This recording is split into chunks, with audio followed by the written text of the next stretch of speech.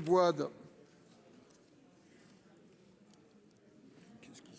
Monsieur le Président, Monsieur le Ministre, la mobilisation sociale et les différents sondages d'opinion qui ont été publiés ces dernières semaines nous démontrent clairement que le recul de l'âge de départ à la retraite fait l'objet d'une forte opposition au sein de la population française. On aurait tort d'assimiler uniquement cette opposition au simple refus des Français de travailler 2 années supplémentaires.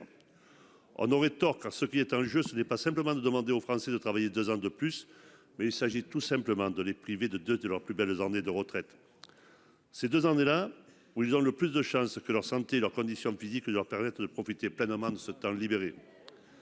Selon la profession qu'ils exercent et la pénibilité de leur tâche, leurs 2 plus belles années de retraite pourraient ainsi se transformer en 2 années difficiles au travail.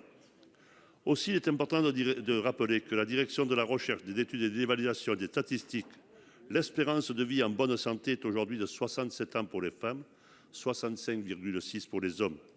Je crois que les Français ont bien compris l'enjeu de cette réforme. On constate d'ailleurs que les efforts de pédagogie mis en œuvre par le gouvernement n'ont fait que renforcer leur opposition à cet article 7 et au recul de l'âge légal de départ à la retraite.